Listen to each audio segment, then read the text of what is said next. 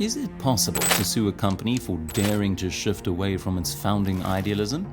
I never knew it was possible until Elon Musk, one of the world's richest men, filed a lawsuit against OpenAI, the creator of ChatGPT. According to Musk, OpenAI, specifically its founders Sam Altman and Greg Brockman, have abandoned the startup's original mission to develop artificial intelligence for the benefit of humanity and not for profit. Almost a decade ago, Musk, Altman and Brockman co-founded OpenAI, and in an interview a day after OpenAI officially opened, Altman told the world that he completely trusted Musk. So how come a decade later, Musk and Altman are locked in a public spat and looming legal battle? Is this truly a case of Musk's concern for humanity, or is there something more? Stay with us as we reveal to you the real reason why Elon Musk sued OpenAI. Over a decade ago, Sam Altman witnessed Musk's limitless ambition during a tour of SpaceX headquarters in Southern California, arranged by a colleague at Y Combinator. Altman, in his 20s at the time and having recently sold his first startup for a disappointing amount, was inspired by Musk, who was 14 years his senior, passionately discussing plans to send rockets to Mars.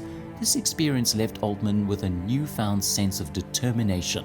In 2014, Altman and Musk began exchanging emails about the risks of artificial intelligence, ultimately deciding that they should take charge if this potentially destructive technology became inevitable.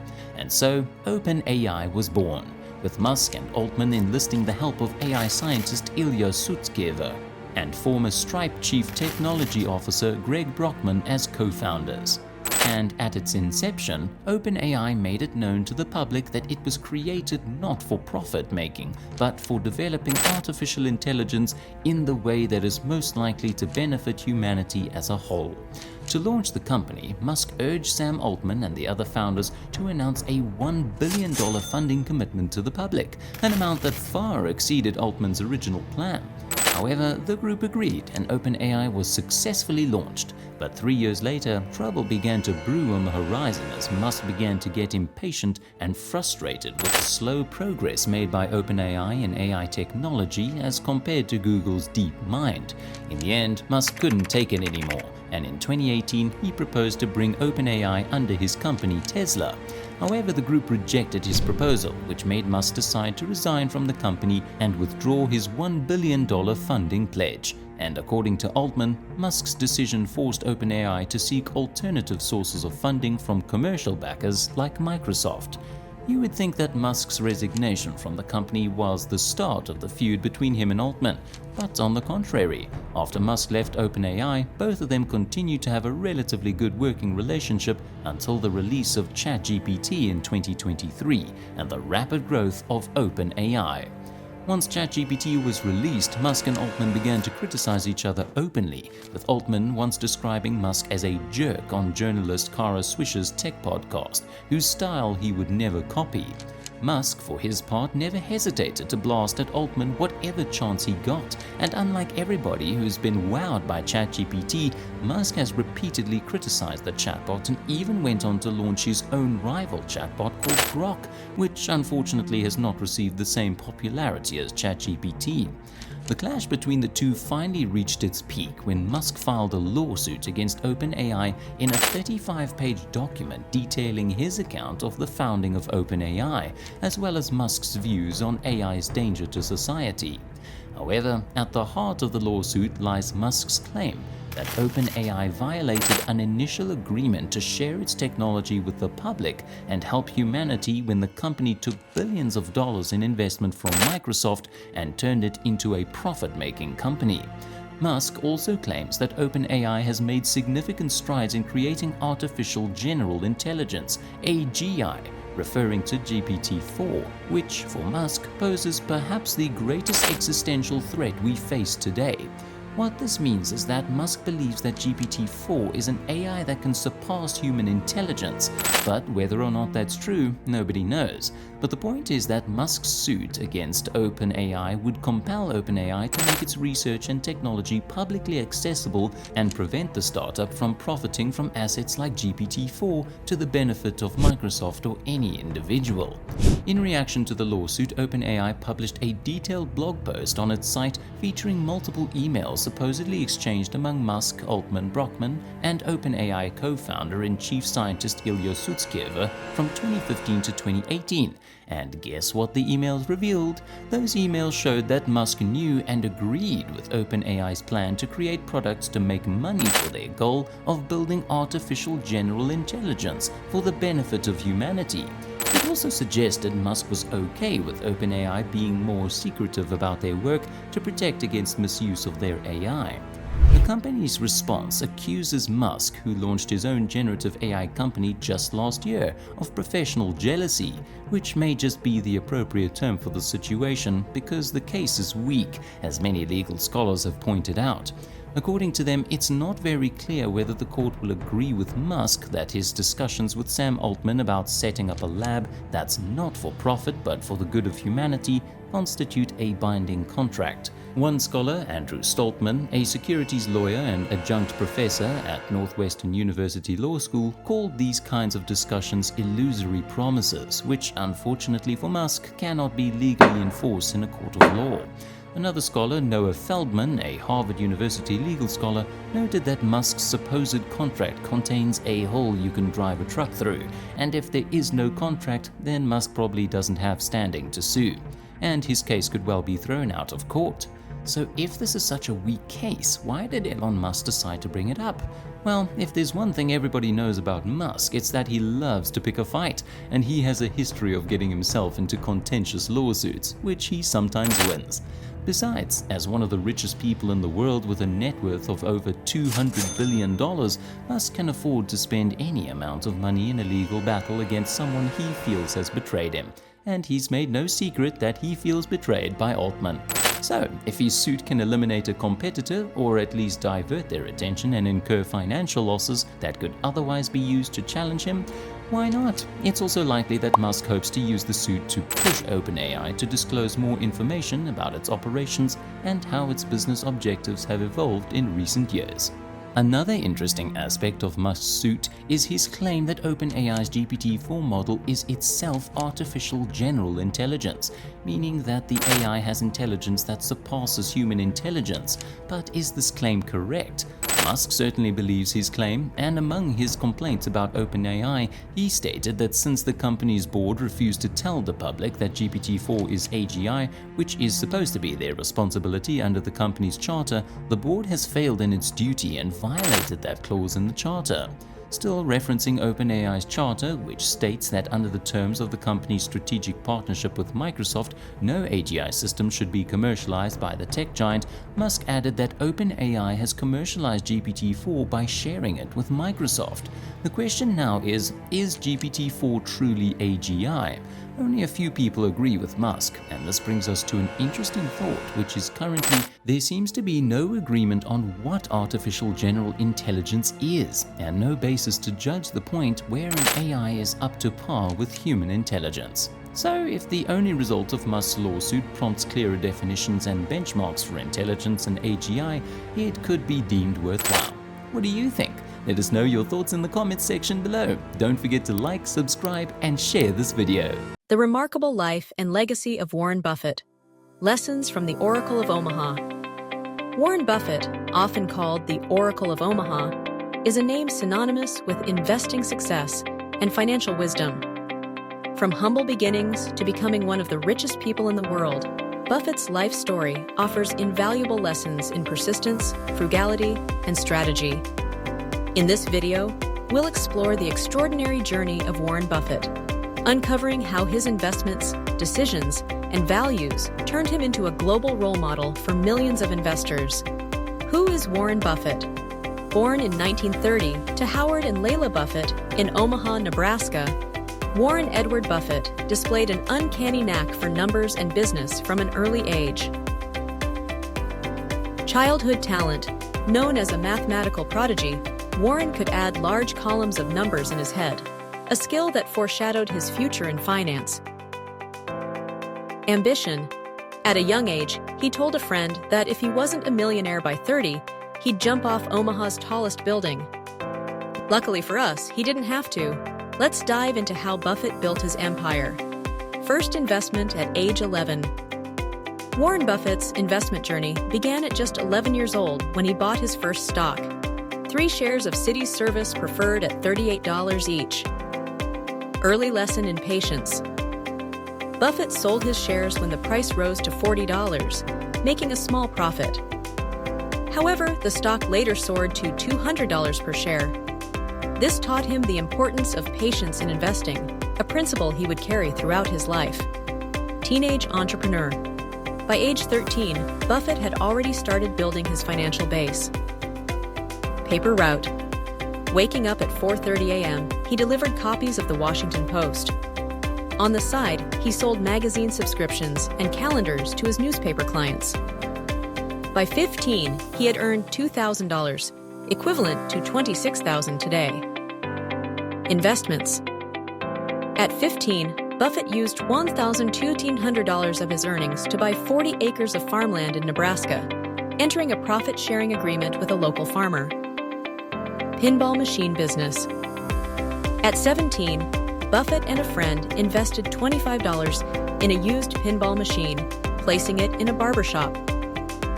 The business quickly expanded to multiple locations, earning them $25 per week before being sold for $1,000. Education and early career. Buffett's academic journey shaped his investing philosophy.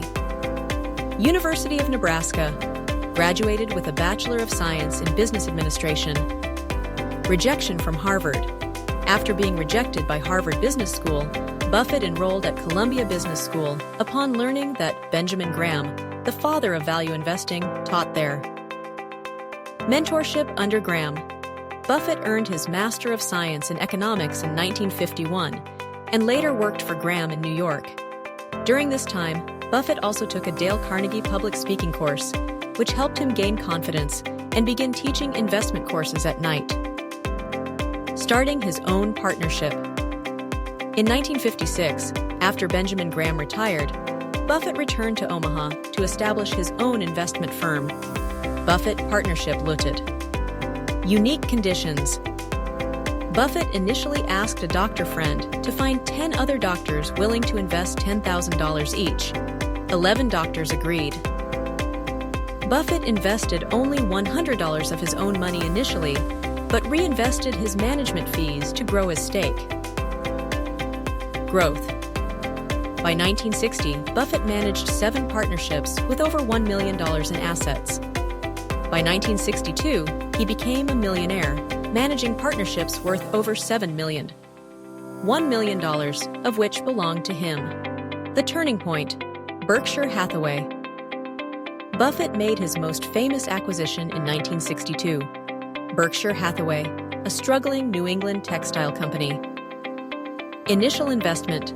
Buffett began buying shares after a dispute with management. Challenge. Despite his efforts, the company continued to lose money, and its textile business was clearly declining. Strategic shift. In 1967, Buffett made a radical decision to pivot Berkshire Hathaway from textiles to investing in other businesses. Insurance companies. Buffett used cash flow from Berkshire's new insurance subsidiaries to fund further investments. Result. This marked the transformation of Berkshire Hathaway into a holding company, laying the foundation for its success.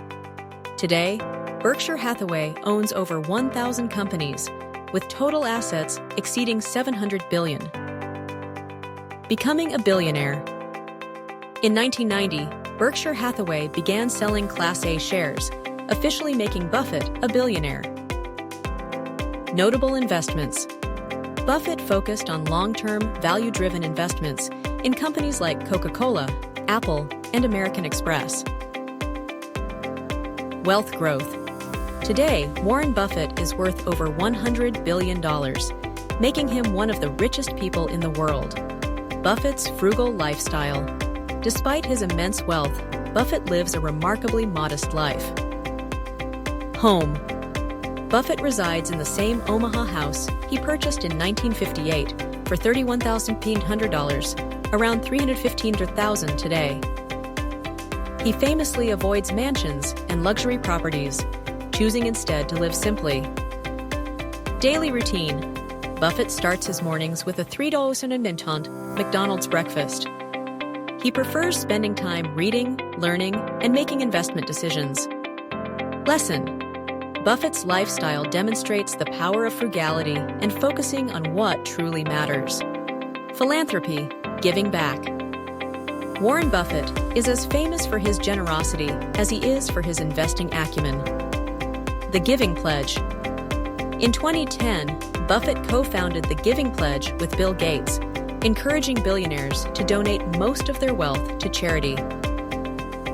Buffett has pledged to give away 99% of his fortune. Notable donation.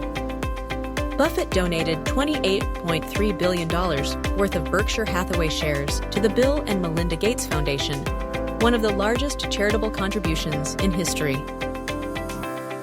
Impact. Through his philanthropic efforts, Buffett has not only shared his wealth, but also inspired others to think beyond material success and focus on making a difference. Timeless lessons from Buffett. Warren Buffett's life is a masterclass in investing and personal finance. Here are key takeaways. Start early. Buffett began investing at 11, giving him decades to compound his wealth. Be patient. His early lesson with Citi Service Preferred taught him the value of holding investments long-term. Live modestly. Despite his wealth, Buffett prioritizes value over luxury. Seek mentorship. Learning from Benjamin Graham shaped Buffett's philosophy of value investing. Focus on the long term. Buffett avoids speculation, instead focusing on companies with solid fundamentals. Give back. True wealth isn't just about money, it's about making a positive impact on the world. Conclusion: a legacy of wisdom. Warren Buffett's journey from a paperboy in Omaha to the Oracle of Omaha is an inspiring tale of hard work, discipline, and vision. His principles, start early, invest wisely, and live modestly, are lessons we can all apply in our lives. Call to action. What's your favorite lesson from Warren Buffett's life? Let us know in the comments below. A land where economic history reads like a suspense novel, the Netherlands. You might think of tulips and windmills, but there's so much more beneath the surface of this small but mighty nation. The Dutch didn't just stumble into modern economics, they practically wrote the first chapters. Picture this. Centuries ago, they were already mastering international trade, setting up corporations, and yes, even pioneering financial markets. But it wasn't all smooth sailing. They've seen boom and bust cycles so wild, it makes today's stock market swings look like a mild rollercoaster ride. Fast forward to now, and the Netherlands isn't just keeping up, it's leading the pack in productivity. Think of it as the productivity champ of Europe, rubbing shoulders with economic heavyweights like the USA. But here's the kicker. They've managed to achieve this while still prioritizing quality of life. Imagine a country where part-time work isn't just common, it's the norm. Thanks to a culture that values a well-rounded life over workaholic tendencies, the Dutch have nailed the art of balancing output with happiness. And let's talk resources. The Netherlands sits on a gold mine of natural gas, enough to make any economy drool. But here's where it gets interesting. They've chosen to leave a significant chunk of it untapped. Why? Environmental concerns and a little thing called Dutch disease, where reliance on one industry can backfire spectacularly. Speaking of which, their history reads like a cautionary tale for other economies. They've learned the hard way not to put all their eggs in one economic basket. It's a lesson in diversification that many could stand to learn from. So, how did they pull it off? It's a mix of foresight, adaptability, and a knack for balancing risk and reward. The Dutch aren't just thinking about tomorrow, they're paving the way for it, all while ensuring today is pretty darn good. In a world where economic success often comes at the expense of well-being, the Netherlands stands out as a beacon of how things can be done differently. It's not just about GDP numbers here, it's about human development indices that soar and a society that values progress without leaving anyone behind. So, why does the Netherlands do things so differently from other wealthy nations? And should their model be a blueprint for others to follow? The Dutch approach is a tale of pragmatism and foresight. They've long understood that economic success isn't just about raw output. It's about quality of life and sustainability. Unlike some economies fixated on relentless growth, the Netherlands prioritizes balance. They've mastered the art of fostering a productive workforce while ensuring people have time to enjoy life, a model where part-time work isn't a compromise but a choice. And should other major economies follow suit? Well, the Dutch model offers a compelling case. It's a testament to how a strong financial sector can fuel growth without sacrificing stability. Amsterdam's historic stock exchange isn't just a relic, it's a testament to their commitment to long-term investment and economic resilience. So, should we put the Netherlands on the Economics Explained leaderboard? Absolutely. Their blend of economic prowess, societal balance, and historical resilience makes them a standout example in today's global landscape. Whether it's their commitment to sustainable growth or their innovative financial strategies, the Dutch model offers lessons that transcend borders. In a world where economic paradigms are constantly evolving, the Netherlands stands as a testament to what's possible when innovation meets prudence. So, whether you're an investor looking for opportunities or simply curious about the forces shaping our economies, keep an eye on the Dutch. They're rewriting the rulebook, one tulip at a time. At its peak, the Dutch merchant fleet was a behemoth, dominating European shipping with a capacity that rivaled half of the continent's total. The Dutch East India Company in particular stands as a pioneer of multinational enterprise, but let's put things in perspective. Claims of its astronomical value, like a $7 trillion market cap in today's terms, are often exaggerated. To contextualize, that would be like Apple today having a market cap of $700 trillion. Unthinkable. The wealth of the 17th century was a drop in the ocean compared to today's global economy. Adjusting historical figures to modern standards is fraught with challenges, and other companies of the time, like the Mississippi Company, had higher market valuations, albeit under dubious circumstances.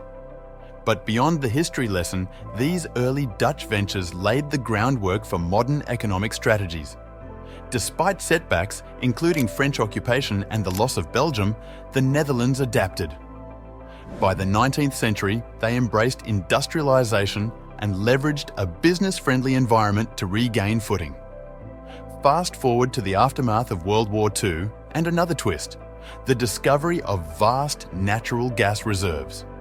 It seemed like a windfall, a boon for an energy-hungry Europe. However, this discovery wasn't without its downsides. Enter Dutch disease, a term coined when a sudden resource boom disrupts a nation's economy, leading to over-reliance and neglect of other sectors. The Netherlands faced a dilemma: how to harness newfound wealth without succumbing to economic imbalance. Their solution? Strategic investment in infrastructure and technology, ensuring that prosperity was shared across society. It's a lesson in managing abundance responsibly, a balancing act between short-term gains and long-term sustainability. Dutch disease, a phenomenon where a sudden resource boom can disrupt an economy, is a cautionary tale. Yet, the Netherlands managed it better than most, leveraging their existing wealth to mitigate its impacts. They taxed short-term gains from natural resources to fund long-term investments in diverse industries, a strategy that's harder to implement in poorer countries where immediate gains could drastically improve quality of life. Today, the Netherlands shines as an economic powerhouse, driven by a diverse range of high-value industries. Its allure for global businesses is undeniable, offering a business-friendly environment coupled with a robust legal system and a multilingual workforce. This combination has made it a strategic hub for international operations within the European Union. But what truly sets the Netherlands apart isn't just its economic prowess. It's their unique blend of business acumen and egalitarian values. Part-time work isn't a compromise here. It's a choice supported by legislation that promotes work-life balance without penalizing career progression. This approach has elevated labour force participation rates, even surpassing the workaholic culture of the USA, all while maintaining a generous social safety net. Moreover, the Netherlands proves that economic success doesn't require overworking its people. Instead, it champions a balanced approach that values both productivity and well-being, a luxury few economies afford. Now, while the Dutch model may not be easily replicated elsewhere due to unique historical advantages and infrastructure, it offers valuable insights. It shows how strategic investments, prudent economic policies, and a supportive regulatory framework can foster long-term prosperity. The Netherlands may be small in land mass and population, but with a GDP of over $1.1 trillion, it's the 17th largest economy globally. Given its size and output, the Dutch economy scores an impressive 8 out of 10. However, growth has been lackluster. Despite resilience, the country struggled through the Eurozone crisis and subsequent slowdowns. Recent trends are positive, but with sluggish growth averaging around 1% annually over the past decade, it scores a 3 out of 10 in this category. The Netherlands has successfully diversified beyond natural resources to tourism, finance, trade, and high-yield agriculture. This resilience earns it an 8 out of 10, noting its smaller footprint in global corporate giants. With an average score of 7.6 out of 10, the Netherlands secures a strong position on the Economics Explained leaderboard. Its blend of productivity, stability, and strategic industry focus showcases a model that balances tradition with innovation. Thanks for watching. Please like the video, press the subscribe button, and also drop your thoughts in the comment section.